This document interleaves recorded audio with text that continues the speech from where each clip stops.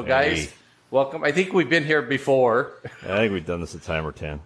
Yeah, It's always good to be with Mike.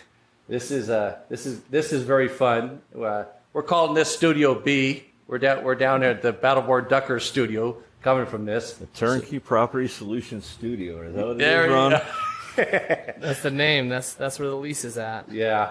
So tonight we got a panel here. We're going to discuss a couple things that they're out in the media and how do they come about and stuff. And the first thing we're going to I'd like to start off with is the way that wildlife management and wildlife participation is going on and stuff. We call it the proverbial table, because when you sit at the table, you have the right to express your desires, your interests on what direction we should go on wildlife management, all of that kind of stuff. We don't have the ultimate decision, but we at least get to have some input on what direction we go. So you guys are the younger group. What got you guys started in? You guys are with Battleborn Duckers, also with the Win, where you guys are the boots on the ground. So your introduction to hunting and conservation started when? Well, mine was actually because of Ron. Ron got started with the shop he was running for a while, and then I wouldn't help with a banquet. And Ron's like, I said, well, how much is it to join? And Ron's like, well, you didn't know you've been a member since the beginning. I already paid that fee. So Paid in blood and sweat. yeah. And so for us, that was kind of the thing, is it started with getting in the group. And for Ron, it was a business thing to begin with. And then Ron and I have been transitioned kind of into more of a leadership role in that organization, where Ron's the vice president. I'm a director of youth programs for the organization. So we've taken a real active, hands-on role in making sure those environments, are taken care of. And that's just, it's important, because Ron and I love to hunt. We love to fish. Yeah. The problem is we've got a lot of guys that love to hunt and fish, but we don't have a lot of guys that want to give back to make the hunting and fishing possible for everybody. That is true. So, yeah. So I kind of started at an earlier age with my dad. He kind of got me into hunting. It's kind of a family tradition, and so I think that's one way a lot of hunters get in, is that it's a family tradition. It is. And I grew up hunting, fishing, and we did the conservation side with Doug Nelson through the Boy Scout troop and things of that nature. But I had no clue that there's multiple conservation groups that were in Southern Nevada. I mean, WIN's been around since the 90s. The Bighorn fraternity's been around since 64. 64. Woods and Water's been around since the 90s. There's 91. several conservation groups, and there's several. Ducks Unlimited has been around since the 1930s, and these were all groups I never had the chance to be exposed to, just from lack of knowledge. And I could see it being something that my family would be interested in getting into. Had we known about it, had we known about the projects. The problem with these grassroots groups that I've noticed is that they don't toot their own horn, man. They go out and they put boots on the ground, they work their butts off. There's a solid 10 to 15 people in every group that just really push it. And I think there's a lot more hunters that would want to be involved, had they known that there's opportunities out there to do it, because you get around there and you get around like-minded people. Yeah. And you get to experience hunting stories, and it's a good time all around, and you get to do something. And the more conservation projects you do, the more hunting tags you get. This is a fact. No, that's not the truth. You're such a damn liar. Dude, he is wishful thinking, isn't he? I mean, I do just as many projects as Ron, and he pulls a tag every year, and I haven't pulled one in 6. So yeah, I mean, I'm at 5. So Well, I've been doing it a lot longer, but I guess it is a lie, because Mike's been more in the conservation world than both of us. yeah. But I think it's what it really is. I think a lot of people don't even know that the groups exist. So unless you're in that world, so we're pretty lucky with having the Woods and Waters group, because we can all kind of get together once a month outside of our organizations, and all those organizations come together and we all talk amongst each other. And so we'll know what's going on with the fraternity guys, and fraternity guys will know what's going on with WIN guys. Everybody kind of talks, but outside of that circle, there's really not a lot going into NDOW doesn't promote the groups like they should. The groups don't promote themselves like they should. Hunters, once hunting season's over, a lot of them pack everything up and they don't think about it until they decide to put in tags again. So you really have to, you got to get groups like NDOW to really push some of these conservation groups when they're talking about, NDOW's an agency, not a group. No, no. No, But you have to. They're doing a podcast, and that will go a long ways to getting some of that out into the public, right? So guys listen to their podcast, and Ron and I've experienced a lot with Battleborn Duckers podcasts. Is I know that we have several guys that have joined Woods and Waters because of the podcast. Because we'll mention the podcast. We have guys come over to the Wind Side because of the podcast, and they would. I think a lot of people would come if they just knew. And so, how do we get people to know, and how do we get people on board? And it's to NDOW's benefit for all these conservation groups to thrive because it saves our budgetary guideline, right? So if I'm doing all the work, if they're getting credit for the work hours, it really helps. They're getting credit for the work hours, but on top of that, if instead of having to go and do something to protect the populations of deer, if the hunters are coming out and doing it and coming out of their pocket to do that, or going and having a banquet to provide a drink or something, that's one less thing the NDOW has to put out of pocket. Yeah. No. Well, but you guys have kicked it up a notch, more so than the average conservationist. And what I'm getting to is you guys go to the local wildlife meetings, the cabs. With the pandemic, it's been virtual, but you guys still call in, you guys get on, and you guys are even listening in virtually now on the state wildlife. So you guys are actually getting a full view of how the world of management is working. How do they set quotas? When do they set them? Well, what about you guys are duck hunters, big time. Well, when do you know when duck season is going to open? Well, we actually vote on it each year. Doesn't change a whole lot, but for if there's any reasons that come up, Brian, you actually made a point that during the youth hunt, the scaup didn't start the same time the other duck did. Well, yeah, during the general hunting season for waterfowl, scaup is usually a couple weeks behind the general hunting season, and the problem you have with that is a scaup is really difficult to tell between that and another duck. So if you got guys, and there's the size difference and stuff like that, but a ruddy duck and a scaup are pretty close.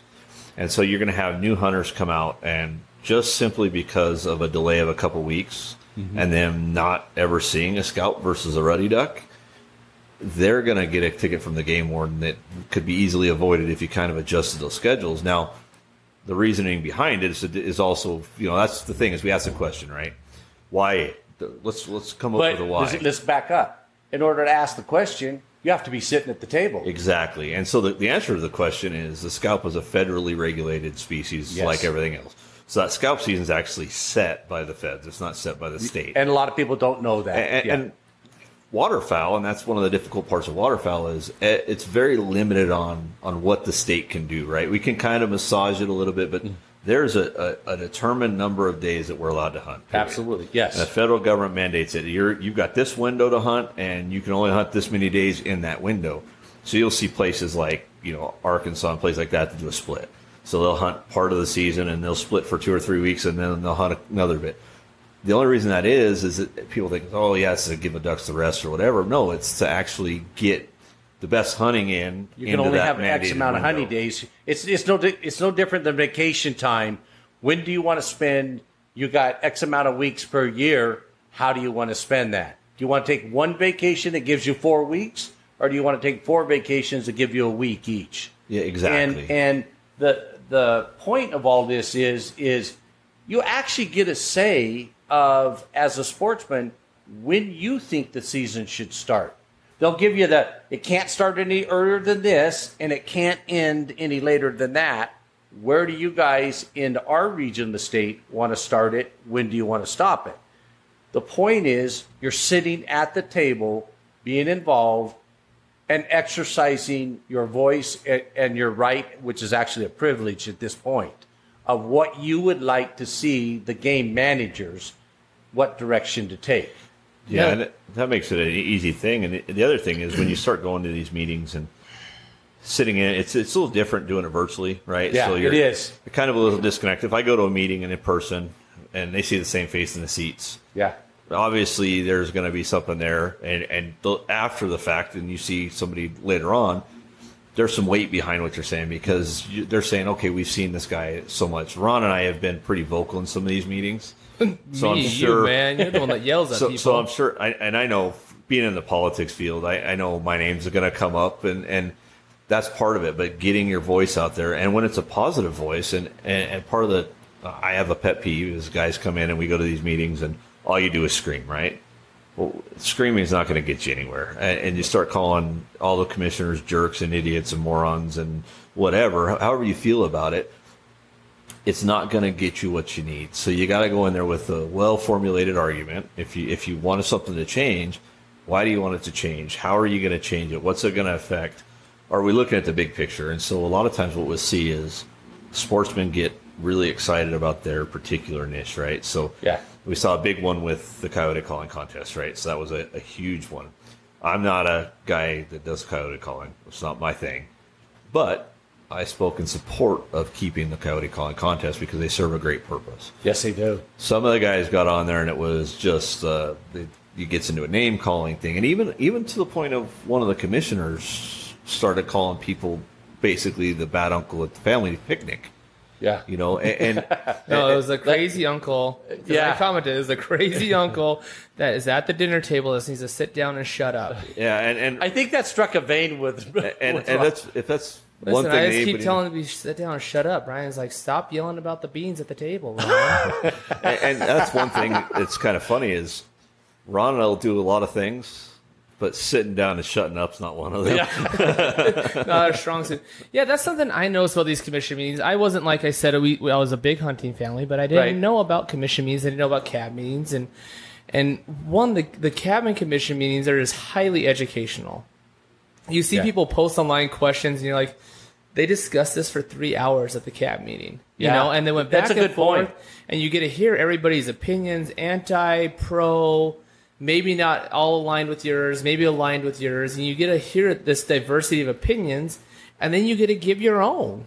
You know, you get to say, hey, listen, I don't agree that you called me a crazy uncle.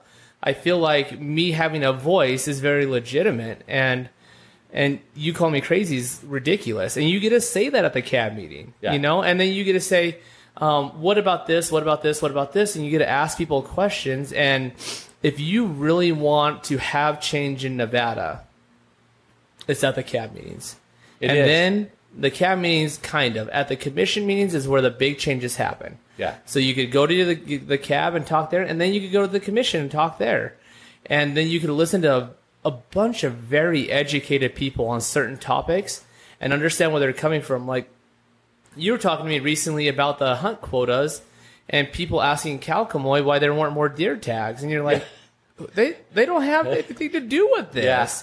And at the cab meeting, they talked. How long was that meeting, Mike? Oh, that was that hours. Well, and the other thing is, we had an incident at one of our club meetings that you got a lot of people that are very vocal about the wildlife management area managers, right? They don't do their job. They don't do this. They don't do that, and they're horrible, and they're the worst people ever, and blah blah blah blah blah.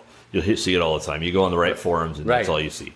We had an incident where somebody came to one of the WIN meetings and started going off about the wildlife managers. And I started in saying, well, do you even know what they do? You know, did you know that they're governed by budget? Do you know that this is what they're responsible for? Do you know this? And it was kind of funny because I would say something, and then as soon as I'd stop, Mike would start in and add his 2 cents. But we're very well versed on those things because we've been involved in that environment. So you got a lot of people that have no clue what's even going on, what's even involved with what they're doing. Yeah. And it's just like I sat on the Overton Wildlife Management page the other day, and somebody was complaining about the lazy wildlife managers sitting on their tractor sleeping, and I've got pictures those of guys, you, old man. Brian? I got pictures of you, old man, and blah blah blah. What they don't realize is that land is actually leased by a farmer, and it was the farmer sleeping on his tractor, and he pays for the privilege to sleep on his own tractor. Sometimes he's got to take that. Hey, we got a couple comments on here. Okay. Mike Wall, I just hung out with him and Ely like this last week, and he said that you're correct. Screaming gets you nowhere. And then the legend, Joe Blakesley, got in here and said the Coyote calling contest isn't over yet. June 25th, sending comments that show up is still very vulnerable. Yeah, that's true. They will be discussing it. They will still be taking input in on that. So even if you have sent in the past, go ahead and send your 2 cents worth in an email. wildlifecommission.org. It's Since we're on that subject, being at the commission meetings, and no, I can't listen to 2 days worth of meetings, and so I convert them into MP3 and put them on a podcast thing, right, for me to listen to. If anybody else wants to, they can. I don't care, but it's for me. And that being said, like, if you listen to those meetings and some of the people get in there that are obvious anti-hunters and have agendas that don't favor sportsmen, you will get so riled up you won't be able to sleep at night. And if you want to listen to them talk about coyotes. And you'll be surprised on how many people talk to them about coyotes and how many people are not there defending our rights. Yeah. And they're calling us crazy uncles. They're calling us killers. They're calling us unconservationists. They're saying that our opinion doesn't matter. Yeah. And it doesn't. If we don't show up, it doesn't matter. And it drives me nuts listening to these people.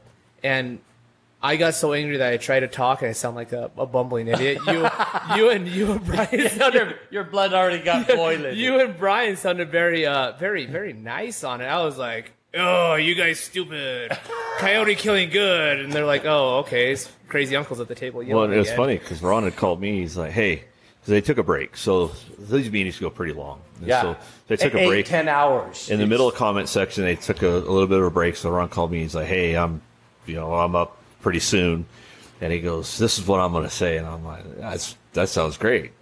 And he talks, and I'm like, "Ron, you wrote it down." I can't read. I just made smiley faces and emojis. Let's talk about that a minute. A lot of sportsmen think that you're going to make it or break it at the microphone. You're not. The make it or break it is in the email that you send to them 2 weeks before the meeting ever starts. Because number one, you're not limited to your 3 minutes. Meaning that email can have as many characters in it as you want. Basically, by human nature, the people that are receiving those, I can't speak for all of them, in their head have a tally. How many for? How many against? The rest of it is blah, blah, blah, blah, blah, blah, blah.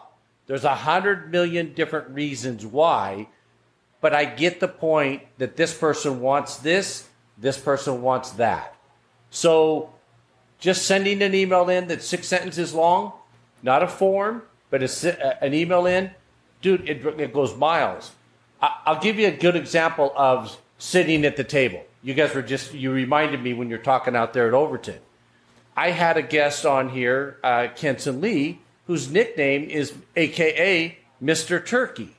The reason for that is he's out at Overton, the same refuge you guys hunt ducks on, and he's taking people out because he can't draw turkey tags. He's drawn 3, but he goes, "Man, it is hot out here. We're hunting all the way out into May and June, and it's too hot. We need to start it up earlier." He came to a meeting. He had his data. He said, "Guys, the temperatures we're hunting are at this. While we can start the season here while the temperatures are this." Guess what? The whole season for the southern part of the state got changed because Kenson Lee took his seat at the table. Yeah, absolutely. And I would make a suggestion that if you're gonna, I'm not going to discourage anybody from sitting down and making a public comment, right? But what I see a lot of times is guys, that does have an impact. Yeah. What I see a lot of times is guys get up in front and they don't have a direction, or you've repeated the same thing 50 times, and we'll see that a lot with a certain group that I won't mention. Yeah. But what I would suggest is your average speaking rate is about 100 words a minute. You have 3 minutes. That's 300 words. Write your 300 words down, read it over and over again, practice it a little bit. You're going to be on your 3-minute timer. You're going to get everything that you want to get in. And so what you're going to have to do is it'll force you to, instead of getting cut off at 3 minutes with all your important stuff still to be said, it's going to force you to take out a lot of the fluff. Yep. Put the important stuff first. And then you know that you're going to get heard and you're going to get what you need across. these guys, and I'll tell you, I sit on a town advisory board. I've sat on the Regional Transportation Commission's Bus Shelter Advisory Committee. You get into those meetings, and it gets old. And I will tell you, when I hear the same thing 6 times, the 7th time I don't hear it. That's human nature, though. Yeah. That's nothing against you. That's kind of how all of us operate. And so we want to, as sportsmen, the most value is going to come if I've got something different to say, or something, even if it's slightly different, that's what we need to bring to the table, right? We need them to see all the different avenues. And I will tell you that the State Wildlife Commission and obviously with you, Mike, on the cab, and they're pretty hunter friendly. We have a few. We have 2 that are definite antis, and a third one that's pretty much an anti. Between the 2 boards that I know of, between Clark County, we have one super anti, doesn't understand the regulations half of the time. And then on the state board, we've got one anti and then one that's a pretty anti. You're not going to name drop them? No, I'm not going to name drop them. Because you can listen and find out yourself. Yeah, you can listen and find out. But what surprised me the first time I listened to one of these meetings is how uneducated the antis were. Yeah. And so for a sportsman, it's pretty easy to formulate an argument if you know what you're fighting against. And so one of the individuals is, if you say the word predator hunt, it's an automatic no. Doesn't know why, just an automatic no because you're being mean to the predators. Well, as a sportsman, that's a pretty easy argument to defeat, right? Let's talk about that a second, because a lot of people have asked me why are you so for the coyote calling contest. Let me go on the record and make it simple. I'm going to hold out both hands. In this hand right here, I got a female deer. In a perfect world, it will drop 2 fawns. My other hand, I got a female coyote. In a perfect world, it'll drop 6 to 8. They're known for more. They're known for less. We're talking averages. If you've got 8 predators and you've only got 2 prey, you're 4 to 1 overpowered the predators to prey, and you want to protect the predator? Yeah. Why? Well, and we had a perfect example again, Las Vegas. I mean, we talked about it. We were talking to some game wardens and stuff, and they relocated a mountain lion. Are we going to talk about the one that got euthanized this week? I'll talk about that one too. We relocated a mountain lion back to a habitat. Yep. Ways away from Vegas. Yep. And they euthanized it a week later in Pahrump. We just euthanized one in an apartment complex in the middle of Las Vegas. Sahara and Wallapai. You gotta go where the food's at, man. There's a lot of little dogs in those apartment complexes. These people don't understand that we've eliminated the ability to control the predator, especially in the Clark County Valley. So we did away with trapping around the valley. So that took away your first line of defense. Let's quantify that so that we stay correct. We didn't eliminate it. We highly restricted it. Yeah. To where it's still legal to trap, but where the rest of the state can check their traps in 96 hours, in the Las Vegas Valley, it's half of that. And you have to be so far outside the city limits. And there were so many regulations on it that it's not a feasible They highly trap. restricted it, yet it's still legal. But the reason you say there's no trapping is because the trappers are going, it's not worth my time. It's not worth my effort. So there isn't any. Yeah, and so you've eliminated it. Those trappers created kind of an invisible fence, right? Yeah, so they did. You're eliminating all the animals that were up close. So they'd have to come through those trap lines to get into the city. So let's just say you only trapped 150 animals a year. That's 150 animals that aren't coming into the Las Vegas Valley. So that reduces the workload. Yeah. Well, now you start restricting hunting of mountain lions and stuff like that, which is what they want to do. Well, now they have a food source right there that's easy to get to. It's easy to get there because there's nothing in the way to stop me now. And so they're going to be plentiful. And when they come and they start to get habituated to those areas, they're going to bring their offspring. I mean, we have a place that I work, and it's in the middle of town. It's Charleston and Rampart, right on that area. And I actually had animal control called because there were 3 coyotes sitting, what they thought trapped inside a fence. Well, they're not going to be trapped inside a fence. I mean, they were on the golf course chasing rabbits and geese is what they were really doing. Yeah. But they're running those calls in town on the golf courses on a nonstop. Everyday basis. Yes. And so you have to control it. And we can do it by hiring a government trapper, and that's what we're going to do. That's what we're doing in Overton right now. Is we bring a government trapper in to reduce the predator load. Right. And that's what we did last night when that mountain lion came in. Or we're going to get to a point where we're forcing game wardens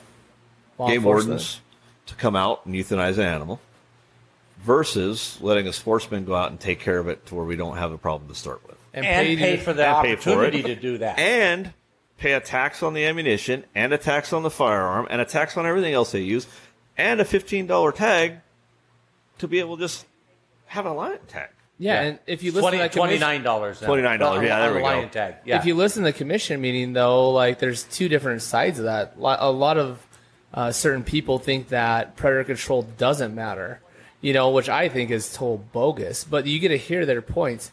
But then you have a senator up in northern Nevada who is just a little firecracker. Ira Hansen, is that his name? And he came out with a very, very good letter. Detailed.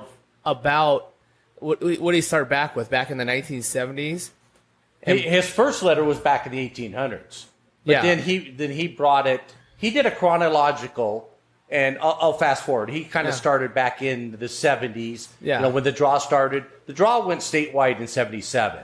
But then he chronicled the population, how it went up, how it went down, and how it's been on a 30-year decline. And yet, what have we done on the predator side?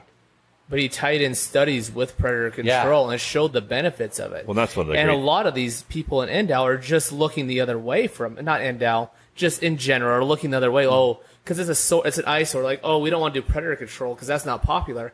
Well, it doesn't matter if it's popular or not. It works. And Ira showed it in his paper that it works, like statistically and study-wise. Yeah. And so some people say the thing, like the common misnomer that, oh, if we kill coyotes, they're just going to have more pups.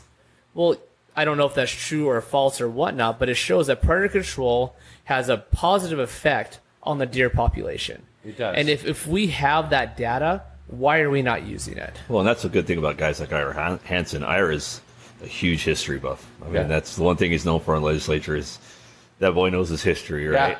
Yeah. And he does do good. Part of the problem is, and it's kind of a catch-22 with the coyote population especially.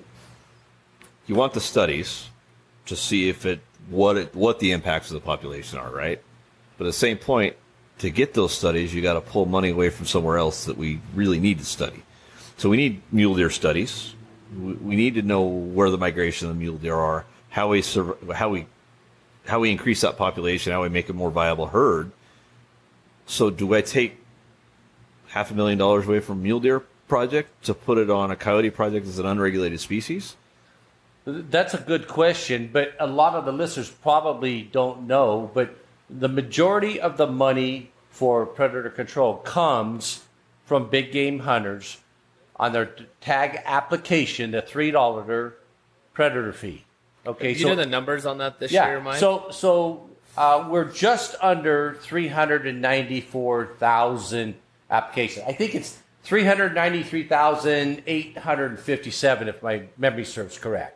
I'm going to call it 394,000. We'll let you round up. Let's round up to 400,000. Okay. So if you had 400,000 applications at $3 an application, that's $1.2 million. Now, that's not what they got. They probably got closer to 1.1. But my point is, each year that goes into a predator fund. So you're over $1 million. Now, you, as with every government agency, you take some off the top for administrative fees.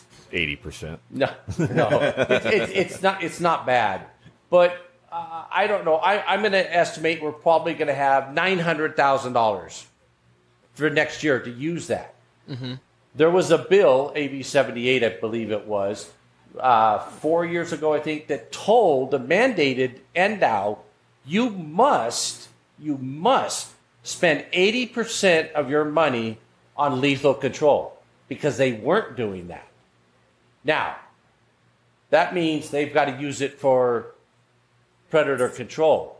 Well, you have Wildlife Services, who does a bang-up job. I mean, you want to talk about some true professionals at predator control.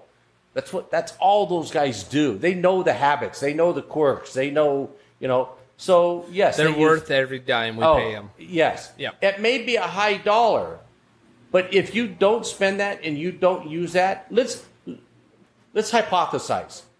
If predator control stopped today, where we don't harvest any predators, what will the predator population be 5 years from now? Now, we saw here in Clark County back in 2013, basically, we're going to call that 8 years, we basically stopped trapping. It's still legal, but it's not happening. We've had 11 schools on lockdown. We've had hundreds, if not into the thousands, of pets eaten, stolen, whatever. But look at how many sightings of coyotes you see every day. Well, Indow had to put a guy just on the phones to deal with the phone call. Jose Cerda back in, and they, well, the last data that I remember was 2018, Endow itself got 1,661 calls in that year. In the month of June in 2018, Endow got over 200 calls in that month. Now, there's two sides to that story. I bet you not every coyote sighting got called in. No. But on the flip side, it wouldn't surprise me if three phone calls or four were for the same coyote. Because as it's going down the block, people are starting to notice it. So, they're on the street, they're starting to pick up, and they're calling Endow. And Endow's going, well, is it a safety concern? What is it doing? Is he just walking down the street? Unless it's, I'm not going to say a life or death, but unless it's an imminent danger, Endow's not going to come out because you saw a predator. You saw a fox. You saw a coyote. You saw a bobcat. But if it's got somebody backed in a corner and it's not backing away, they're going to come out. And Endow is very adamant of telling the general public, if we come out, it will be euthanized. We will not take that coyote, which is a rabies vector species, and go put it in another area. It will be harvested. I've got some euthanized places they could put it. Yeah. I know some people. Yeah. No, and I think we talk about the control, and we're paying a lot of money for predator control. So we're paying government contractors, we're paying government divisions for predator control. In a perfect world, sportsmen wanted that. But in the perfect world, the sportsman would control the predator, right? Yeah. We're far from this perfect world. The sportsman can never control the population the way it is now. If we got down to a completely manageable population, then there's an opportunity that the sportsman could control it, but I don't think we're ever going to see that again. Well, let me ask you this. Hypothetically, if I said I'll give you $100 for every coyote you go shoot, oh heck yeah, I'd be. How soon would they brought back down to a management level? I'd try to quit my job that way. Or if they had one coyote that had a band on it and said, hey, if you shoot this coyote, you get a statewide deer tag. Okay, you know what? I'm glad you brought that up. South Carolina, all the way back east, had such a huge coyote problem that they started doing their statistics, and the deer hunters, while they're deer hunting, in 1 year, harvested over 30,000 coyotes. They didn't leave the house to go hunt coyotes. They left the house to go hunt deer. It was such a problem that they needed to find a remedy to take them out that they, to this day, they'll go and capture 16 coyotes, tag it.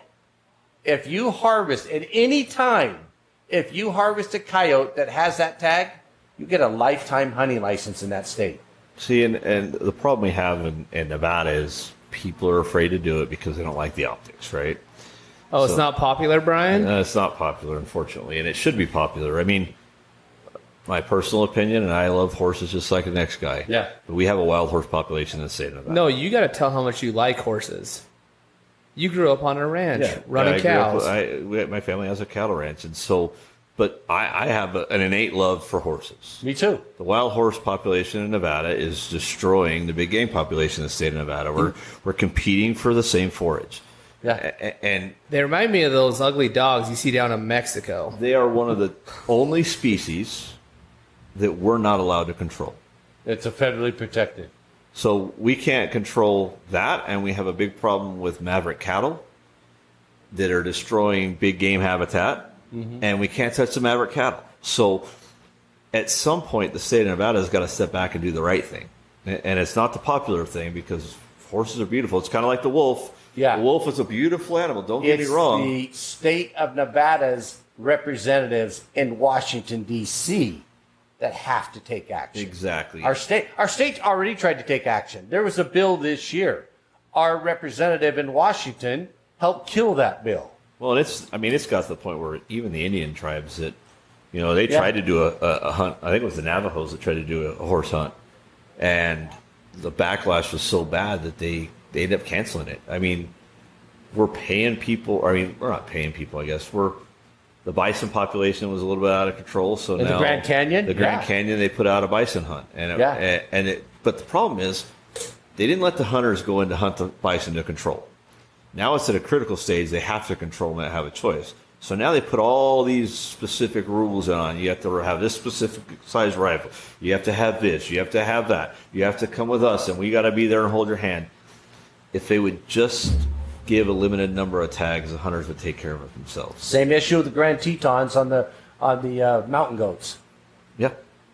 Actually hired people in helicopters to go shoot them, but then they stopped it. They got it stopped and said, "Okay, hunters, you got X amount of time to go do that and harvest them. If you don't, we're going to have to take over." Well, but it should have been that way for the start. Exactly. You get the sportsmen that paid that are paying to play. I mean, the sportsmen they're funding the endows and the different wildlife groups in the states. Those monies, they're getting a lot of funding from your sportsmen, and so they should get the opportunity to harvest the animals before. Yeah, we let the government do it, right? I'm a big proponent of if we can get it done for free, let's do it for free. If we get somebody to pay for it, even better. If the government has to pay for it, it's going to cost us 20 times as much. So I lived a part of my life in a third world country, and you didn't waste. It wasn't for It was right next to Brian's house in Overton. No, I lived in the Philippines, and if they knew how much, we ate dog and cat and everything. And if they knew how much Americans waste and how much we pay to waste it, that's one of the things that drives me nuts. And that's why I started showing up, is because if you sit at these meetings, you'll listen to the waste. And you'll be like, well, that could have been salvaged for this, or this could have been used for this, or this could be used for this.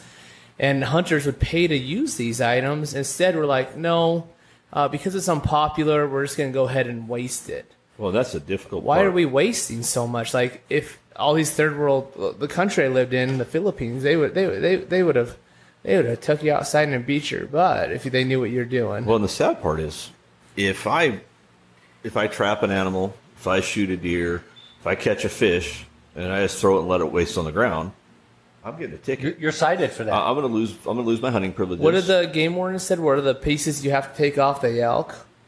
So yeah, it's really limited. It's like you have to take the back strap. I mean, there's a limited number, but here's the flip side of that. If I'm a government contractor, I'm not allowed to take any of that. I throw it all in the garbage, and I can't even give it to anybody. And so the same thing that they're telling us as hunters and sportsmen we're not allowed to do, that's standard practice.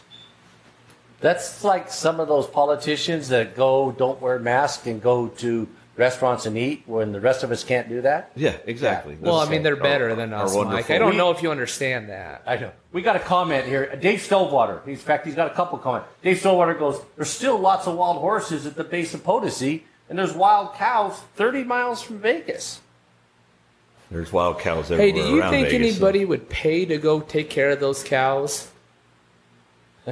I'd have Like, a nice if I barbecue. said you could go get one cow, you'll draw a ticket for $150 for this cow, how many people think would it apply?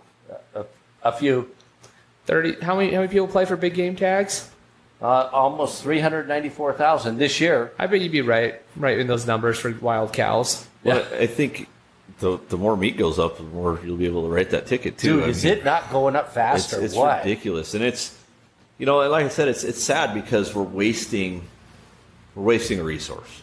Yeah. We're wasting a usable resource, whether it's going in bobcats. Man, bobcat, it's a decent pelt, and you can sell a little bit or make things out of it or whatever. The government trapper comes in and gets 6 bobcats, they're going right in the dump. You know, and it's funny because if you and I were to take an animal illegally, we get caught. Not that we're going to get caught, and not that we would ever do that. Oh, you sneaky? Let's just say we shot an elk because I thought it was a deer. I think I heard that one before. Oh, I thought it was a deer, right? Yeah. So you take an elk, game warden catches you, so he seizes that animal. Yeah. A game warden has the opportunity to take that animal to any taxidermy shop, and it's like, hey, I want a full mount. We're going to use it for educational purposes. I want a full mount on that elk. The trailer of shame. And then that person that took that animal is responsible to pay for the cost of the taxidermy. Wow. Yet we can't have sportsmen come into WMAs for bringing government trappers in there to trap. Well, let's go a little step farther.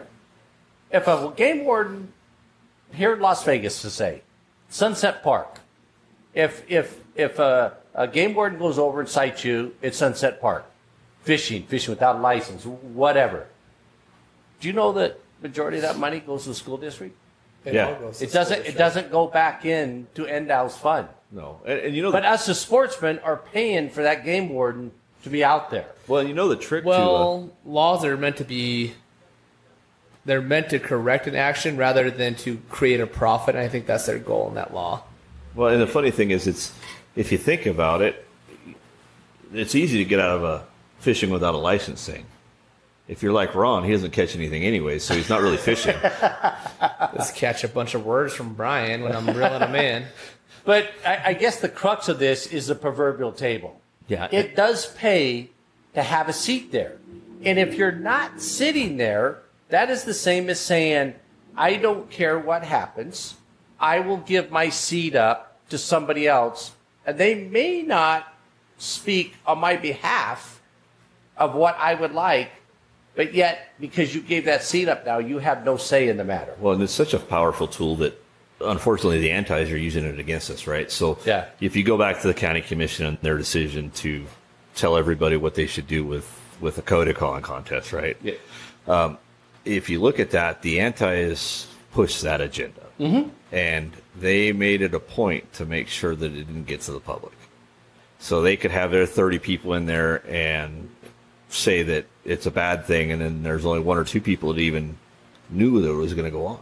Well, the county commission never even reached out to the CAB, the wildlife board, that they appoint to manage wildlife, never contacted any members on that or the chairman to ask any particulars. Well, and it was a certain commissioner, and he took the seat of a certain other commissioner that was about as worthless as they can be as far as wildlife issues concerned.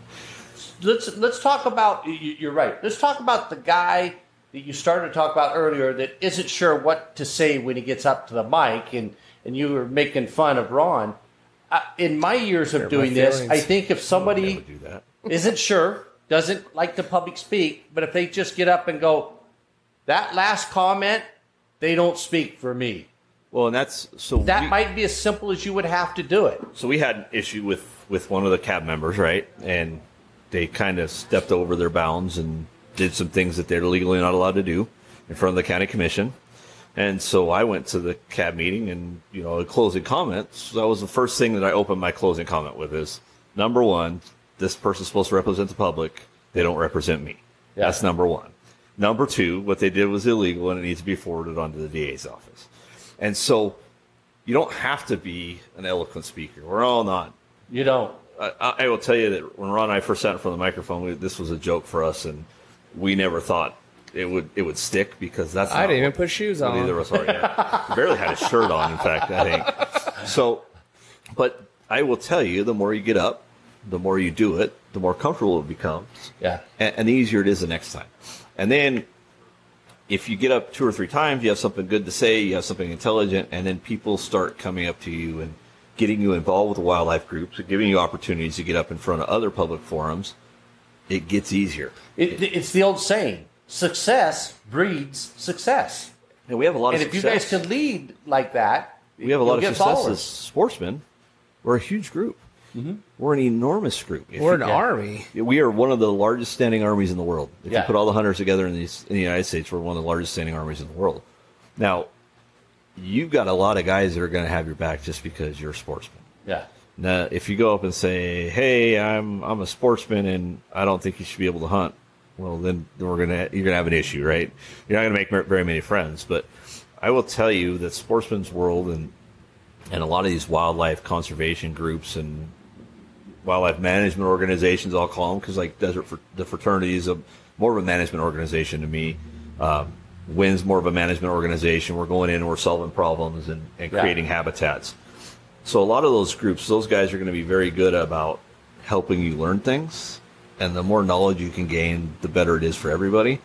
And then you can go to these CAB boards and have that extra knowledge and have, if I'm a member of Woods and Waters, I know if I go speak at a meeting, I got 20 guys standing behind me, right? Yeah.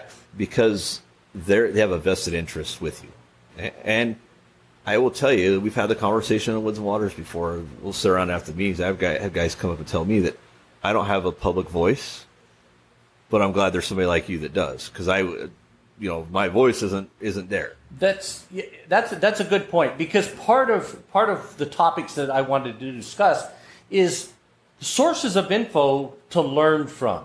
You described clubs, Woods and Waters, WIN. I'm of the older generation, not real old, but older. And in my youth, we didn't have that kind of an opportunity.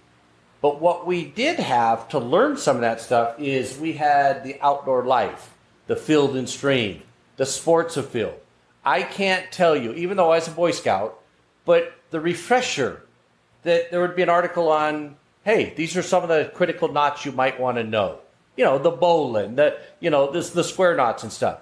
But you don't have to ask anybody. They do the really easy, they follow the arrow, watch them how to do that. And they would have information on how to build a fire. I laugh today because sportsmen, or I'm not saying woodsmen, I'm saying sportsmen's today idea of starting a fire is pouring a cup of gasoline on one big log and think it's going to work. Well, they got light switches too. You flip that light switch on, turn the thermostat to 85. And the little fireplace goes, and you're good. Yeah. No, and I know. But we're such a lucky. It's such a lucky time for people, right? It really is. So before I had to get to the Field and Stream magazine or Boys Life magazine or however you got that information, right? Or maybe go pick up a book, right? Mm-hmm. Today, I want to know how to tie the best fishing knot in the world, right? And you can argue what that knot is, because everybody's got their own opinion. Yeah. I type in best fishing knot in the world on YouTube, and I got 50 guys telling me how to tie a knot. That's where I was leading to, is there's more stuff on YouTube than you could ever imagine. And if I wanted to know something, I had World Book encyclopedias. I had to go find one of the 32 books, pull it out, go through the pages that are this thick, and go, oh, yeah, okay, here's the answer right here. Now, it's on the palm of your hand. 15 keys on a keyboard, you push enter, and your answer comes up on the screen. Yeah, from a conservation standpoint, we were looking to make a floating blind, and we were looking at design aspects and all sorts of things. And in this one Facebook group, I tagged you in it today. You saw that, right? Yeah. This guy's like, how do I build it? And all of a sudden, there's like 10 different inputs. There's designs. There's measurements. There was like, this is how you do it. This is the mistakes I made. When back in the day, you'd go ask old John down the street, and John would be like, well, this is how I would do it, and that's how you do it. Now I'm like talking to people. I think one guy was in Canada, one guy was in California, one guy was like in Idaho, and I'm getting all these inputs on how to make a floating blind for our conservation group, and that's nuts. If you want to learn how to build a fire, you have like 20 different opinions on how you should build it now. Well, and it's just, you have a lot more variety and a lot more ideas, and so we all collaborate together and you kind of see what works. And one of the things that I've noticed with Ron and I is we're not your typical, I would say we're not your typical waterfowl hunter. Your typical waterfowl hunter is somebody comes up and tries to talk to him and they tell him to go to hell. And did you see that meme I sent you? Talk to me. And I probably saw it. I probably don't know what it is, but no, I sent you that one from it was a Step Brothers, where he's like, did we become best friends? Because you're in your off season, you meet another duck hunter. Like, did we become best friends? And then it says, down below it says, you meet them at 5 a.m. in the morning, and they're like, going for your spot in public land. Yeah, they're like your worst enemy at that point. But okay, so let me ask you a question: is the YouTube and that type of information out there? is that a good thing or is that a bad thing? I think it's an excellent thing, but you have to take it with a grain of salt, right? Okay. So everybody and their brother's got a YouTube channel. So Ron and I have a YouTube channel. I mean, that's just how low the standards I got are. a YouTube channel. Mike has a YouTube channel. Yeah. But I think what happens is somebody will watch one video, and that's the only way to do it. The more information you have, the better. So one of the things that Ron and I have noticed is, like I said, we're not the typical duck hunter, so we don't go out and tell everybody to pound sand. We actually go out and talk to people when we go out and hunt. Yeah. And part of that is, hey, you mind if I look at your boat for a minute? I want to see how you got your blind set up on your boat. So we're learning a different way. It may not be the way we do it, but we may take a piece of that. You get an idea. Yeah. And kind of tweak what we have. So I think you have to do that with YouTube because you can look at the same piece of information, dissect it 500 different ways, and get 499 different answers. So you have to, number one, is I don't care how perfect the idea is, it's not going to work for everybody. Yeah. So you're going to have a different skill set, Mike, than I'm going to have, and Ron doesn't have much of a skill set. So he keeps you on your toes. He does. So that's very skillful, let me tell you. Brian's just my babysitter. I got plenty of skills. He has to keep them in line. Exactly. No, but so we all come from a different environment. So what's going to be super easy for me is not going to be as easy for somebody else. Where I'm going to struggle, somebody else is going to be, I don't know why you're struggling. That's the easiest thing in the world. My grandfather used to tell me, he's like, I couldn't draw a straight line with a ruler. And he's like, I'll get my thumb in the way or something, I won't be able to draw a straight line. But man, you ask that man to fix anything in the world. He was a heavy diesel mechanic. I don't care. I know a few guys like that. He would tune. He didn't use any instruments. He'd tune a car by ear. I mean, but that's the skill he developed. Yeah. Where another guy is a beautiful artist, but he will never get a speck of oil on his fingers. So it is. You have to go through those videos with a grain of salt. And what I've kind of noticed when you get to the hunting world, the more the guy talks about how great he is and how much of a master hunter he is and this monster buck he got, the less they really know. You know, it's the guys that are saying, hey, this is how we create the habitat. This is how we build up a habitat. This is where the habitat's going to lead you. This is where the deer are going to be because of the habitat. Those are the guys that you really need to step back and really pay attention to because they're not talking about chasing the biggest buck in the world. They're talking about what the habitat is going to be to make everything better. And I'll tell you, one of the best things we can do as hunters is harvest trophies. And people think it's kind of wrong because, well, you're hunting for meat, right? But if you harvest a trophy, it's taking your eldest out of the population, right? So those trophies aren't 2-year-old bucks. Yeah. Those trophies are giving those 2-year-olds room to grow and a place to move up. If we're shooting spikes every year and that's all we're shooting, we're not going to have a deer population in 10 years. So we need to concentrate on harvesting these monsters because those monsters they have great genetics that they've passed down from year to year. Let those genetics grow. Let them prosper. Support the environment, the habitat that's going to let those guys grow. And if we're just letting everything overgrow, and we've got an area in the state of Nevada right now, I think there's 60 or 70 youth tags still available. 114. There's 114 up there in 101. Archery. Well, that's archery, but there's youth tags. There's a stack of youth tags up in 101 to 103. Same with Area 10. Same with the archery. I didn't look. I just looked at the archery. I didn't look at the youth tags. So there's archery You don't tags. qualify no more? It's been a long time since I have. And youth tags. I act like a kid, so I should be able to hunt, right? But so if you put your kid in for Area 10, you got a tag. Plus 60 or 70 other people that didn't put their kids in would have had a tag. So sometimes it's worth it if you have the opportunity, and not all of us do. I don't have the opportunity to take a couple weeks off and go hunt for a couple weeks. If you have that opportunity, go up because we need to harvest. Obviously, we need to harvest some of the animals out of there. That's going to be our biggest population, right?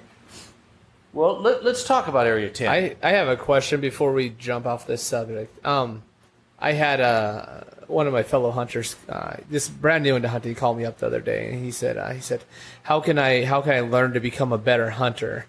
And that question kind of stumped me, and I was like, well, you got to go hunt with my dad. That's the way you do it, you know. But like you talk, there's YouTube and other stuff like that. But those videos make it really tough. From your experience, Mike, what do you think is the best way for a brand new hunter to learn how to become a better hunter? So the best way is through mentorship programs, which there aren't a whole lot of right now, but finding somebody of the basics. The basics are how big of a sleeping bag do I need to get?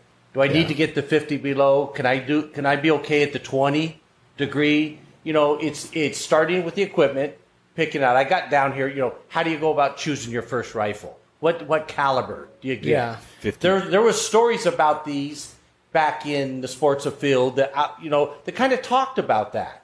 So that whole masses, myself included, O'Connor did all these articles on ballistics, and nobody can hold a candle to him.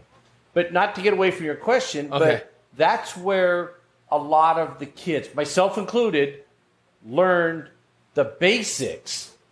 And then as I went out, I started with no optics.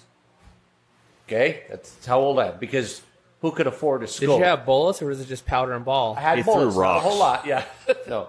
A slingshot, like he was going up against Goliath. Yeah. No, I mean, you start with the old 30-30, the lever action, and and you say, okay, you did pretty good. You carried it. You didn't scratch it up. You didn't get it. Let's upgrade you a little bit. So first off, they have to understand that this is a learning process that may take you a good 10 years. You're not going to learn everything the first season. And then you could talk about, okay, there's things where you got to get into. You might be tired. What kind of food you want to have to cook when you get back to camp late? It's dark. What's the easiest meal to prepare? Jerky. Jerky. Jerky. Loves jerky. For us, it was hot dogs. You just throw them on a grill, and But that's kind of how you talk to them about it, and you kind of interrogate them a little bit. Well, what are you doing currently? What kind of gun you got? What kind of equipment you got? Are you going to be driving up in a car? Do you even have a vehicle that you feel safe taking it off the pavement? Yeah. That kind of stuff. And then that's where, a lot of people, Doug Nielsen started, it says, take one. Teach one. Take one, teach one. Yeah. And you guys are a good example of that, because I can't tell you how many people you took duck hunting last year. Well, that's a good entry level, because, number one, it's a moving target. They're not going to hit a ton of them, but then you can help teach them, guide them, and then they're going to go, hey, what kind of call you got? And how do I learn to blow that call? So to me, the answer is force them to ask questions. Yeah. Because if you sit there and you tell them everything they need to know, and you go, here's the checklist, here you go, they're going to have questions about the checklist, but nobody's around to answer. So you find some of the old timers, even you guys, as much as you've been out, and you go, dude, for your first time, you don't need those $400 pair of chest waders. You might get them ripped. Where we're going, spend the $50, throw them away after the end of the season, go get you a new, whatever. $100 a season. Yeah. See if you like it. Yeah. No, I agree with you, and that's the advice I gave him. I said, you drew one tag this year, but you know other people that have drawn tags, and so the goal should be is to go out with them, because if you want to learn, the best way to learn is to be out with a mentor, and you don't even have to be hunting, but you'll pick up all of their secrets. You'll figure out not where they're going, but what they're using, how they're doing it. Like with Brian, he showed me Love's Jerky. I didn't know Love's Jerky until he gave it to me. It's one of the best jerkies I've ever had. It's Texas hard jerky? Texas jerky, Texas style. So. And sometimes when we go out hunting, we're so tired at night that we eat jerky on the way back to camp, and we're asleep by the time we get home. I wasn't exaggerating. When that's a reality that it's 10 o'clock at night. We had to carry this deer down off this mountain. I mean, my God, it's 6 o'clock. The sun's down. Dinner was an hour ago. We're not going to be back to camp for another 3 hours. And you got to get up the next morning because you got 2 more tags. Yeah. So what are you going to do? At that point, a bologna sandwich is just fine. Well, and the other thing is, I think you got to be realistic when you're taking people out too, and you can't go above their pay grade, I guess, to speak. So I know when I bought my wife wanted to learn to shoot, so I bought her first firearm. Okay. I bought her a single shot, it's a single action only, lever or 22 revolver. So it'll do 22 Magnum, 22 long, 22 short. The little H&R? It's a little Heritage. Okay. So the reason I bought that, not just because it was the cheapest gun that they're going to manufacture, but after you send it around downrange, you have to physically think about what you're doing, right? So it gives you time to pause and think. In 4-H coaching, the kids aren't allowed to chamber more than one round. Right. So it makes it to where, A, they're not going to shoot somebody because they have another round in the chamber, and it just makes it safer. But it makes them think about everything that they did. So you're going to take a shot, you're going to see where your shot hit, and then you're going to make an adjustment. And you have time to do all that stuff. We all get kind of lazy with the semi-autos because I can drop 10 rounds downrange in a couple seconds, right? It doesn't take long. But there's no thought in it, right? No. So if you're off to the left, you're going to stay off to the left for 10 rounds. So it's how we do that. I talked to a guy the other day.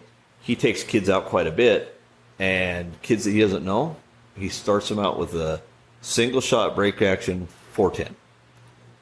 Empty. And they carry it around for the day. They get somewhere. I started off with a BB gun. They won't even shoot that single action 410. They'll shoot another gun that he's got. But when they prove that they can handle it safely and everything's good, well, then next time that has they get to keep around with them. And then when they get there, they get to shoot. It's progression. And so we have to make sure that we're safe and it's enjoyable. I think one of the big things we get, especially as parents, we want our kids to be perfect right off the bat. It's just human nature. And dads have no patience with their kids. I know Ron and I have done that with our own kids. Yeah. And so we got to take time and realize that not everybody's on the same schedule. Not everybody's going to progress as fast. Not everybody's going to. Ron and I are notorious. Last year we went up for the U season, and we left Logandale at about 9:30 at night because we had some issues getting out of town.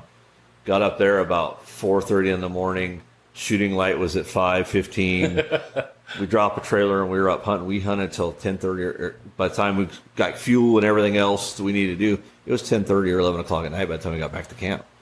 And we had 3 kids in tow with us, but those are memorable times too, though. But we did it the next day and the next day. But we have to realize that not everybody's going to be able to hunt that hard with us. Yeah, not everybody drinks that much caffeine as us. Yeah, yeah. So, and it really is. If you're going to take somebody out, on the Battleborn Duckers we talked about take one, teach one, hunt hard. Mm-hmm.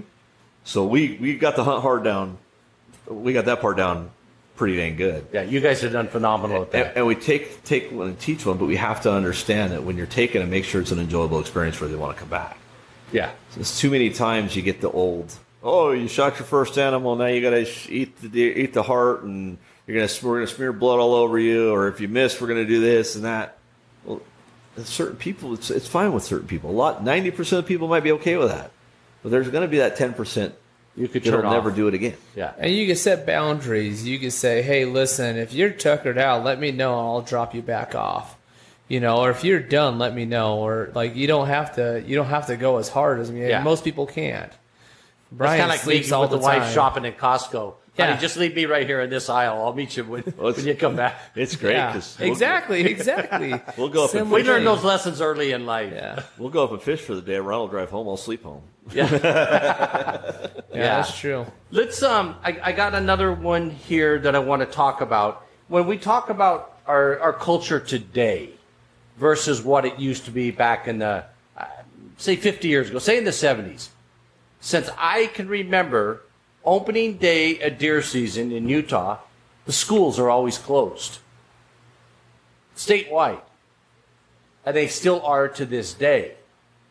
That is a state that is sportsman friendly. They understand the economic impact that may provide. Why do you think that doesn't take hold here in Nevada? Culture. Well, yeah, it's a more liberal culture in the state of Nevada. Unfortunately, we're getting the influx, right? So you're looking at things lost their relevance and their importance. So as well as I do, Mike, you've lived in Las Vegas a long time. There used to be a horse in every backyard. Yeah. So now, where do you find a horse? Only on the outskirts, right? Mm-hmm.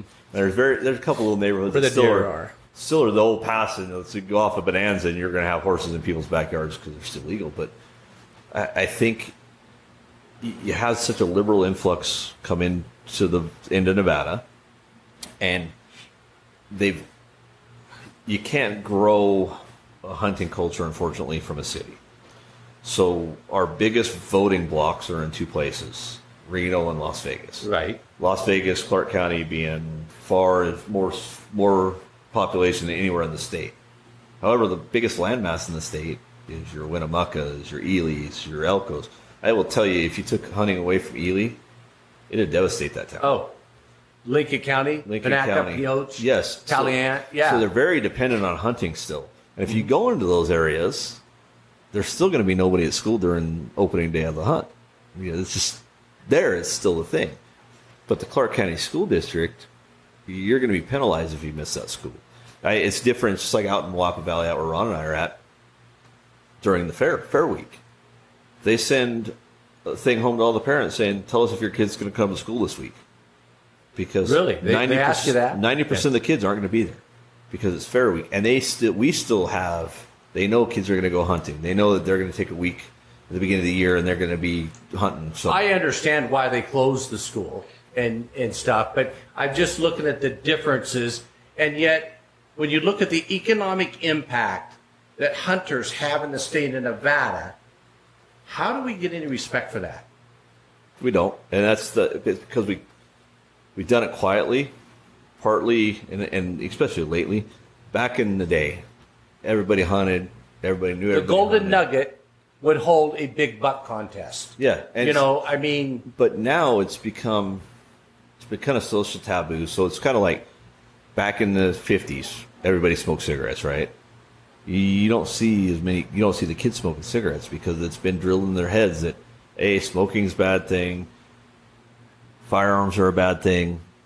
We got to be touchy-feely and in touch with our emotions and this and that. And, if you're going to kill something that's an evil thing, well, as hunters, we got to change that outlook. And Ron and I, that's one of the reasons that with our Win You Sportsmen's program, and that's one of the things that kind of is a big goal, is to get those kids that would never get that experience.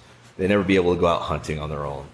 To introduce them to something like that, because it's not for everybody. It's not going to be for everybody. We found that out with Allie, one of the girls that worked for Ron. She'd never hunted. That's right. You took somebody who'd never been. Didn't have a positive experience, really didn't like guns, thought hunting was bad, and went and harvested an animal. Now she still doesn't want to necessarily be the one that pulls the trigger, but she has a respect for it, right? Yeah. So you've created, I think, as we do that as sportsmen, and I think there's things we can do. But we have to educate the community on what it is we do. We're not just out there just indiscriminately killing things. So here's what we do. We'll go harvest our own meat. We know where it came from. Organic. We know how it was harvested. But when we go to the new improved store, it's packaged nice and neat in a little white tray and cellophane over it and a price tag on it. But do we really know where it came from? Nope. Do we really know what's inside of it? It says ribeye. It's funny because we had chickens, right? And so I was getting so many eggs, I just couldn't get rid of enough eggs. So I'd taken some in the office, and I looked at my secretary at the time, and I said, hey, do you want some eggs? And she's like, no. Why not? They're really good. I mean, they're probably the best eggs you're going to get. And she says, yeah, but they're from a chicken.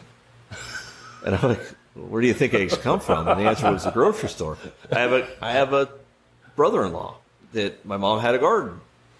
And so she pulled green beans from her garden, was going to have for dinner, and he wouldn't touch them.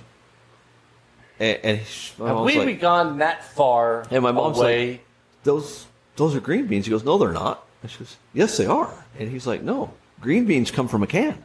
I think innately, though, people want to get back in that connection.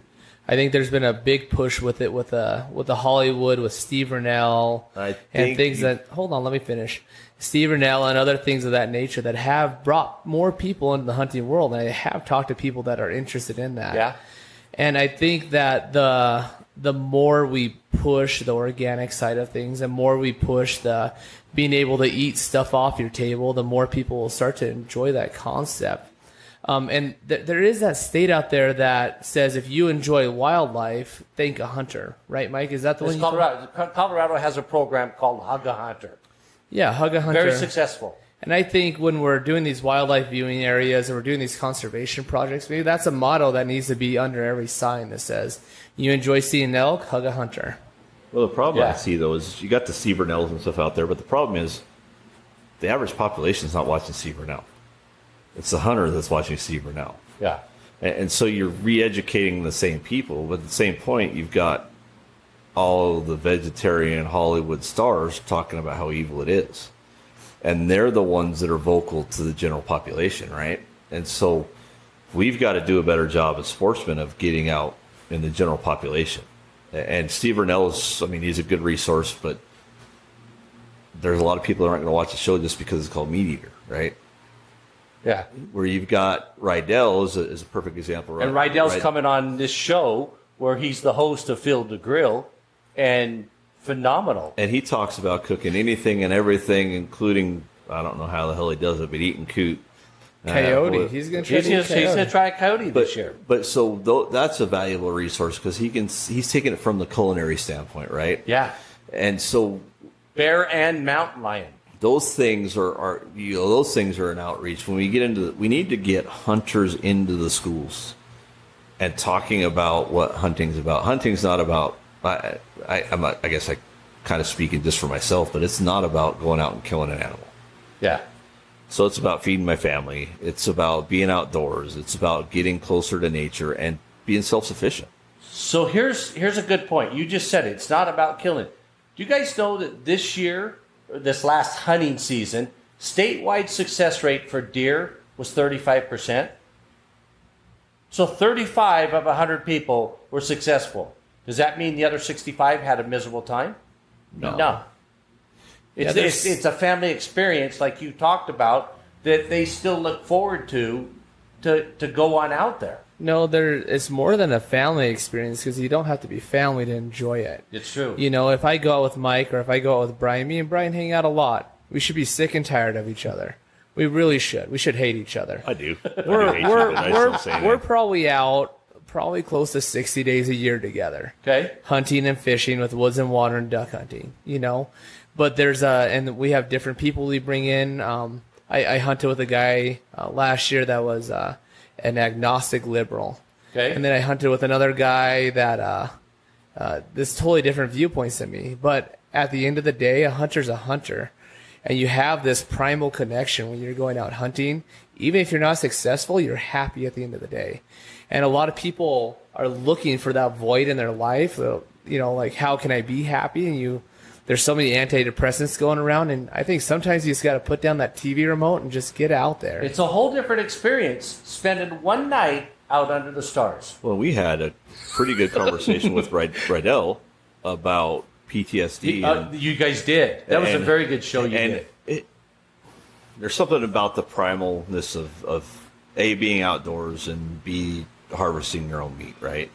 I think that's one of the things that's missing in today's society is everything is easy. So we go to the grocery store, we get our meat out of the butcher case. We want bread. We go to the bakery, we grab some bread. We don't have to do it for ourselves anymore. We don't have to be a hunter-gatherer anymore. I think when you break it down to the primal part of it, and you get a bunch of guys that are kind of on that same mission, I think it does a lot of healing. I think the outdoors does a lot of healing. I know it does for me. And for me too. And I think that's a big step for a lot of people. I think if we spent more time going after those pursuits, I mean, when Ron and I are fishing trying to kick everybody's butt, I mean, for us it's enjoyable. You're not thinking about all the problems of the world. Yeah. And so you can kind of reset. And then in turn, when you get back, you've built up some of that coping mechanism that it can get you through. And if we do that every 2 or 3 weeks, you're resetting every 2 or 3 weeks. And I think that's huge. And I've sat in a duck blind and talked to a guy, and he talked about how he had the gun in his hand and thought about how easy it would be just to end it right there. And it was a hunting opportunity that kind of changed it all around. But we can have those conversations. We can be real, because you got with a bunch of guys that are carrying guns around you shooting at stuff, you're going to have to build some trust up, right? Mm-hmm. And it comes pretty quick. Because if I'm going to trust Ron to shoot over my shoulder, and it's pretty funny because Ron will be like, hey, duck down, don't move.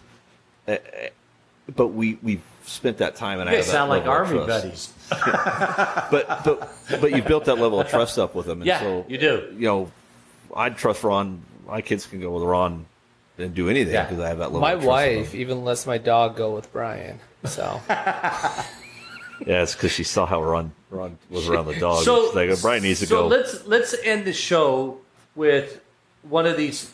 Not an idea; it's more of a comment. 2 sessions back, we the Southern Nevada Coalition helped present a bill. It was to amend Nevada's constitution to make it a right to hunt, trap, and fish. As it absolutely should be. I mean, a lot of states have already been It's to a that privilege. model. Now, in order to amend Nevada's constitution, it requires passing the legislature twice. The first time, dead on arrival. Okay, nobody was ready for that. The second one, the second attempt, it passed at 76% approval. It had to come back the next legislative session. And there's 5 people who all along from day one have always voted no. And they moved up into higher positions and the word came back down. Well, and I'm not going to lie. To kill it. I'm not going to lie. In the Nevada legislature right now, the sportsmen don't have any friends. I mean, they have very few. So you got the Ira Hansons, you got the anti-blacks that are still going to have those conservative values. But it's really... Well, on the Democratic side, you guys may not know this, but Chris Brooks is a very good friend to sportsmen. To a point. Yes. To a point. Yeah. He also is a big friend to pulling a bunch of the habitat out of the sportsman's environment, too. So he can pursue his all of other our endeavors. issues are a double-edged sword and stuff. But what you have is in that leadership position right now, it's the hunting thing, whether they want it or not or whatever, it's never going to get to the table because Do you think we should not present this again? I guess what I'm asking is how do we prepare sportsmen and our legislatures? The first thing we need to prepare is we need to get people in office that are going to be beneficial to our task, right? Okay. So that means getting some people out of office for certain. It means taking control of the legislature again. Okay. And getting a more friendly, hunter-friendly slate of leadership. And I think. Do you think we need to sell the idea to them, even though they may not be a hunter, of what we've accomplished and what we're trying to protect? As an example, right here in Southern Nevada, the fraternity's got over 1 million gallons of water put on the mountain for all wildlife. We're gonna need it. Does that deserve protection? Yeah, and that's the conversation we need to have, and I think we've always done it as we don't start the fight until something's getting taken away. We need to be really proactive at this point. We need to be in there saying, hey, this is what we've done with the desert, with the fraternity. This is what we've done with Wynn. This is what all these things. And so when Wynn goes out and puts a big game guzzler in, we're not just bringing more deer or elk or whatever in and giving them the ability to drink. It's the mountain bluebird. It's the squirrel. It's so many ant. different species. So everything has access to that water. And so in turn, you get a healthier environment for everybody. You want to be a bird watcher? Thank your waterfowl guy because he's got a lot of money into these wetlands. So one of the biggest purveyors of wetland space in the United States is Ducks Unlimited, right? And Delta waterfowl is another big one. Yeah. But that's all duck hunters and waterfowl hunters that are putting the money into those environments. And you look at a perfect example is when I was a kid, you go down to the Las Vegas Wash and it was just a mess. There wasn't anything there. There was water. It was a dirty, filthy river, basically. We used to hunt dove in the 70s. And the dove was good, but then you get in the 80s and 90s, and the dove wasn't even good anymore. Well, now they've created some dams and stuff in there. The wildlife is amazing in there. Yeah. And now that was done on a different model. It was done through the Southern Nevada Water Authority and things like that, but we're getting the same things out of the hunters. Yeah. When it comes down to your question, should hunting be a right?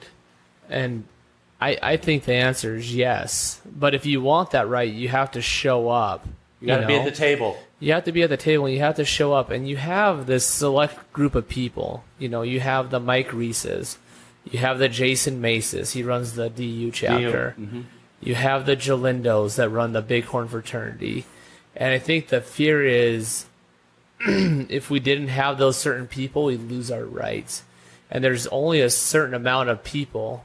And so Mike's question is why don't we just make it a law that it's a right, so it'd be harder to lose? Well, and it's whether it's the right time to I think for my love for the wildlife and for hunting and for the culture and for the peace it brings me and the country we live in, that it should absolutely be a right. Well, I don't think you're going to get an argument anywhere that it's a Yeah. right. I It's think, just how you get it through. So the legislative process is when it's the right time to present it, and when you put all your eggs into the basket. And I know this legislative session, it would have been dead on arrival for sure. Yeah. I mean, there would have been no doubt. So if we have that same super majority with a Democratic governor, it's not going to go anywhere. Can sportsmen have an impact on elections? If they show Absolutely. up. Yeah. They're one of the biggest voting blocks we got, but Yeah. they got to show up and they got to be vocal. And you got to show up. You got to start by getting educated, going to your commission meetings, going to your CAB meetings, going to your local wildlife groups, going out with the hunters. Because you might not want to talk at the table, but if you show up and listen, you'll eventually start talking. I could guarantee if you go to a CAB meeting and hear somebody run their mouth and you don't agree with them, even though you don't think you like to talk, you'll get up there and start hollering. Yeah.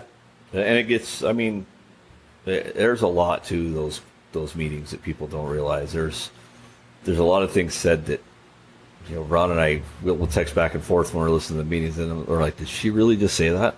Did she really just ask that question? And so, but people wouldn't understand that unless you've heard it. But the other thing is, we've got to be vocal outside of the legislative session, right? Mm-hmm. We've got to put our money where our mouth is. So hunters, we put a lot of money. It's nothing for a hunter sometimes to go out and spend $1,000 on a rifle. Absolutely. I want a new Sitka coat. And of that, 11% went into the Pittman Robertson Fund. But if you took $200 of that and bought yourself an $800 rifle and gave $200 to a conservative candidate or a pro-hunter friendly candidate to get them over that hump, we can get them elected. And Or if you just give it to the coalition, they'll take care of it for you. know what you're voting on. I mean, Yeah. Chris Brooks has been a pretty good for most of the wildlife subjects, but there are some things that I adamantly oppose that he does, and I think there are some things that ethically he's in. I think we could say that about got a an lot issue. of the candidates. And that's the problem with the politicians is you get in there and people don't realize it is you come in as a freshman senator or a freshman assemblyman, you can't even bring a bill to the floor without sponsorship, right? And your committee assignments, If you want it to get passed. yeah. Yeah. And your committee assignments are based on whether you're towing the line or not. And so if you're not towing the line, Annie Black was a perfect example. She didn't toe the line. So what they did is they just told her she wasn't allowed to vote on anything or make any comments, which is unconstitutional in the state of Nevada. So legally, anything that they voted on in that period of time where she wasn't allowed to vote or speak has the ability to be recalled, because the Constitution says that there's ways to censure those assemblymen and congressmen. But she's a freshman. They're going to push whatever they can. She was a conservative candidate with a liberal leadership, and so right off the bat, and she was outspoken. And so we've got to put our capital behind these candidates and get good candidates in. And no, there's a lot of conservative candidates that I would never vote for on a firearms issue because they're not the right candidate for us. And then you got to look at, great, this guy looks like Mr. President, but is he electable? I'm a big fan of Ryan Bundy. I'm a big fan of him. I think he's got really good ideas. I think he'd be a really good candidate. He's not an electable candidate. So you've got to look at all these things when you go to put your support in. Yeah. Unfortunately, what happens a lot of times is I support Ryan Bundy. Ryan Bundy loses in the primary. I'm just not going to vote. We can't do that. You got to find a candidate that closely aligns with what we have.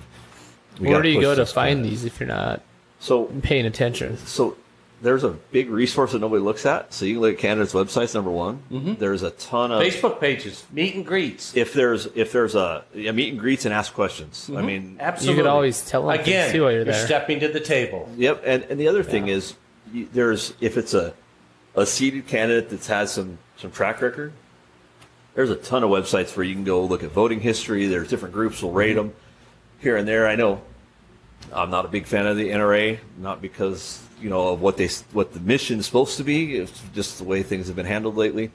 But the NRA rates candidates. The Concealed Carry Association rates candidates. So when you start looking at those things, we need to do the same thing with the sportsmen. We should have, and I know the coalition does a great job lobbying for the sportsmen, but we need to have something that says, hey, sportsmen, here's the slate of candidates. Yeah. But the hard part about it is we can't do that through Southern Nevada Coalition of Wildlife, because if we do that and I list candidate A as that's who we're supporting, that's who we're behind. Candidate B gets elected. I just lost all my bargaining at the table with candidate B. Welcome to the world of politics. Yep. And so people understand, well, you're not fighting for us. Well, no, they're fighting for you, but they've got to keep it even keel. So we need other guys to step up and say, hey, here's a list of great candidates. As a sportsman, tell your friends, if you got a guy that you know is hunter friendly. I know. Or show up to these conservation groups and ask. Mark Hutchinson is going to run for some office here pretty soon, I'm sure. Again, and he was the former lieutenant governor of the state of Nevada. He's very hunter friendly. He's very pro hunter. And in fact, he was one of the ones that introduced he was a constitutional. Co-sponsor. That's a good point. He was a co-sponsor on the amendment bill to amend Nevada's constitution. So if you're going to, Scott Hammond was a sponsor. Mark was a co-sponsor. And so if you're gonna go and vote for a candidate, and when he comes in, that's a good person to put at the top of your list for that issue. Now, you may not agree with him on everything, and that's fine, but it's what's the most important. We all have to decide that for ourselves, what's the most important. But I think the coalition does a great job with educating. We screen them, we meet with them. We need to do. I think we need to just keep shoving in their faces, because we've got, with that legislative session, we've got a ton of urban candidates that have never experienced what we experience. Starting a fire. I've got a question for you guys. If you're a brand new to the conservation world, and let's say you don't live in Nevada, okay, how would you find the groups, Mike? What would you do, and what would you do, Brian, to find these groups? Because Battleborn Duckers is all over the world now, and we're going to put this as a podcast on there. So, people listening, what should they do? How would you start the fire? A lot of the ways. The internet. I mean, that's kind of our way of. You start with the internet. You look at some of the groups. You look, and then you start, like he said, look at the candidates. Look at their Facebook pages. Most of them have a phone number or an email. Reach out to them. Simple. Number one, do you even get a response back? Yeah. Is it a canned response? Yeah. And that's the other thing. I mean, look to see how personal they'll be and stuff. As a new person, where do you think is the most effective place to start? At the CAB meetings, at your commission meetings, at your wildlife meetings with your conservation group? Where would you suggest someone brand new starting? That's kind of why we started this show like this. Just thought you should know, so we can highlight some of that. Okay, now that's one way. A CAB meeting is it's good to learn about wildlife management, policies and regulations. How do they get formed? How can you change them? Stuff like that. As far as putting somebody in the legislature, that's not that great of a place to start. Yeah. But the people don't, for Nevada, they don't understand that NDOW is governed by the legislature. Yep. So that's their tie. The NDOW can have a lot of ideas and this and that. In some instances, their hands are tied. Other instances, there's not. So the place to start is understanding our government to start with.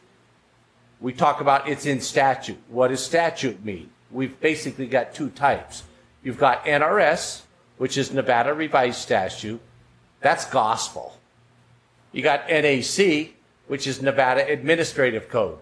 That can easily be changed without going to the legislature. The statute can only be changed in the legislature. So when you have a question or a grievance against what you're going to call a policy, first off, what's the policy number that you have a grievance against? Is it an NAC?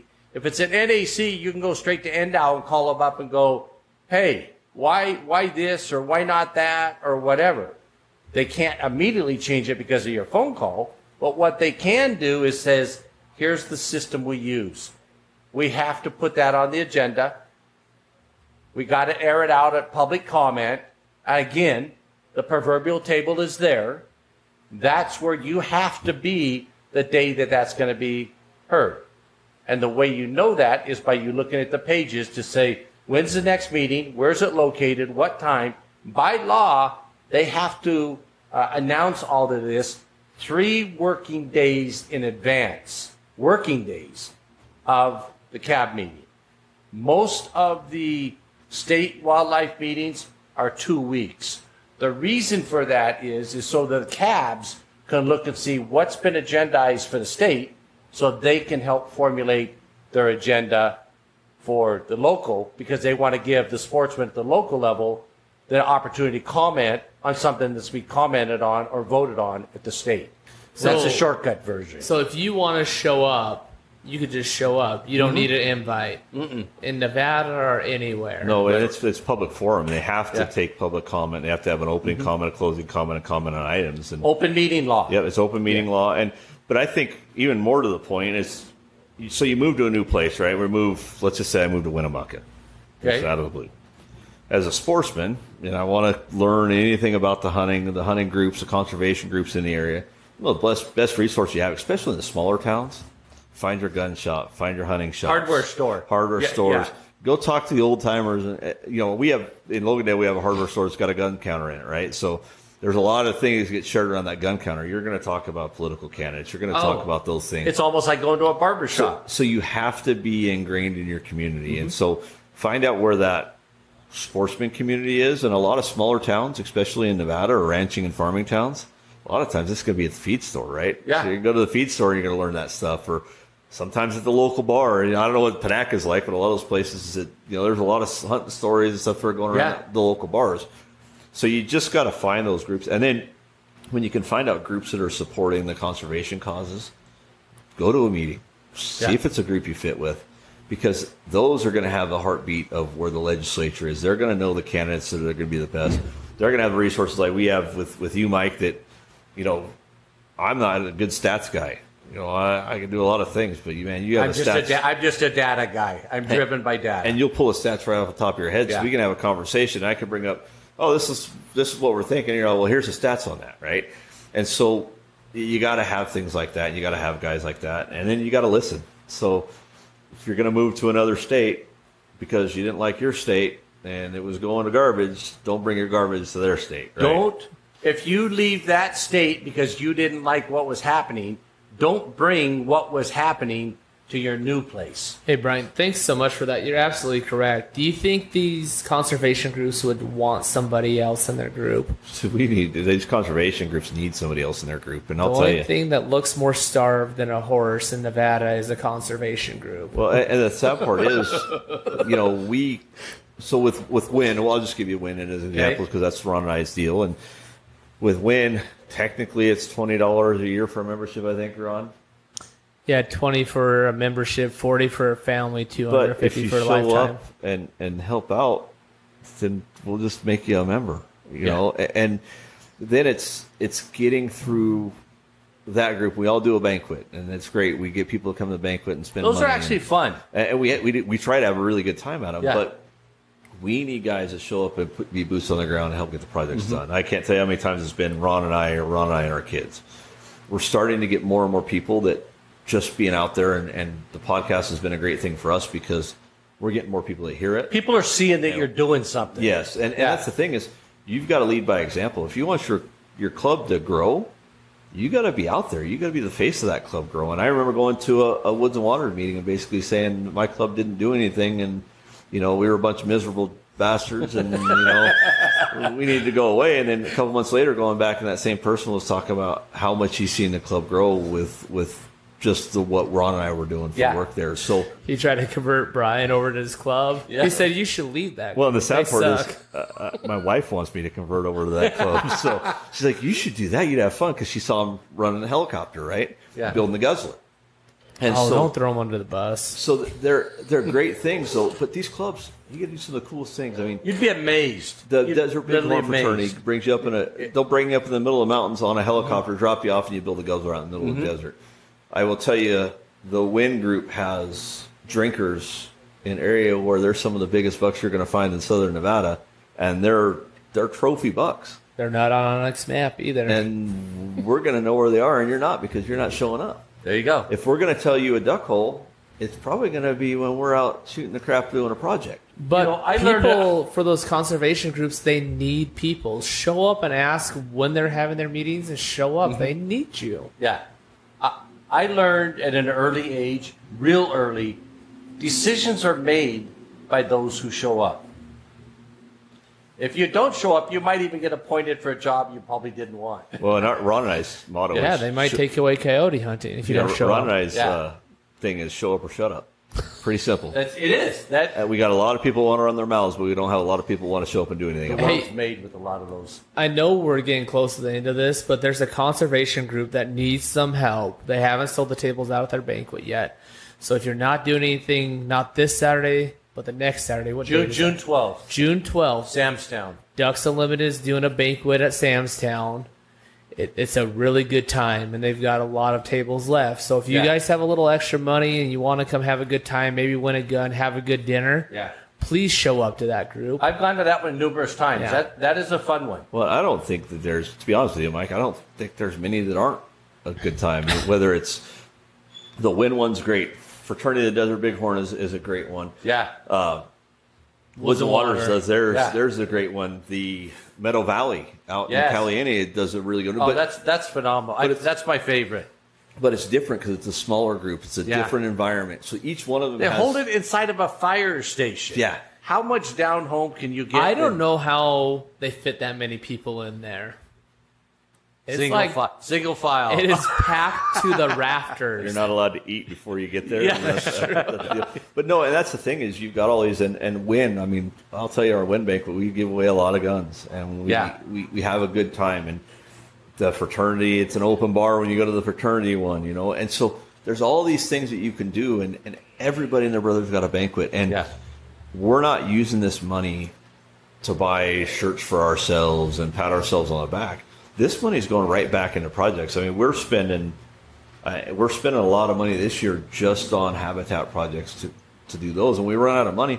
We haven't had a banquet for a year. None of us have. But that's a good point. So we're at the point now where we have to start budgeting what we're going to be able to spend on projects because we're not going to have the funds to do it all. And so when we have these banquets, it's great. So the more man hours we can get, and the more the guy says, hey, I'll come out and I'll bring this.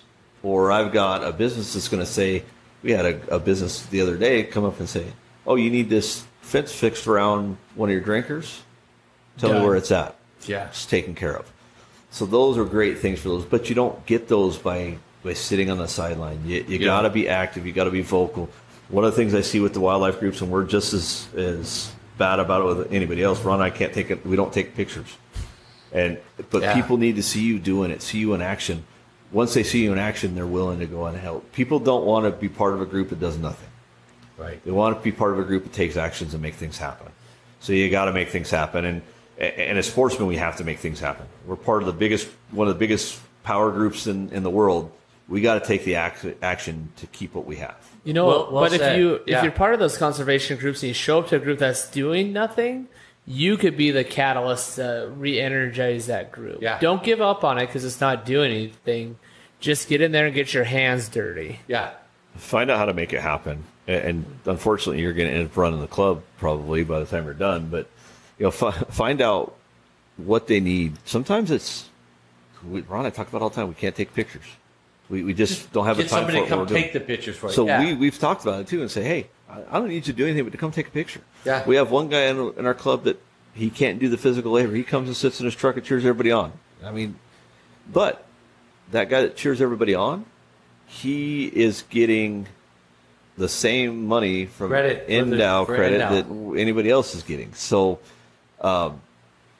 it's just do something. Don't sit on the sideline. Do something, whether it's boots on the ground getting things done, whether it's going and talking to your congressman and senator, whether it's coming to your state legislature, learning who's on your cab. How many people even know who's on their cab? I will tell you, the president of the Clark County cab was at the fraternity meeting last night, I think it was, presenting with the fraternity meeting. So build those relationships, make the world a stronger place for us. And you'll be amazed at how much power you get just by showing up. It's not hard. No, it's not. So, guys, I want to thank you. great show. I thank you guys for being a part of this. You always add some insight into what's going on. So you guys have an open invitation. Come on back anytime. And I'd like to hold more of these panel. I want to get 4 or 5 guys and pick some more topics to talk about that I see out on Facebook on all these different pages. Next one I'd like to talk about is probably the cooking. And, you know, how does everybody cook when you're out hunting? What do you do? I'm spoiled. I take a generator and a Traeger. Tinfoil. But I don't draw a tag. So it's like, okay, I can stay in. I can have the dinner ready. Realistically, the way you hunt is from your couch. Yeah. You channel hunt. Yeah. So, guys, thank you. All right, thanks, Mike. Have a good one.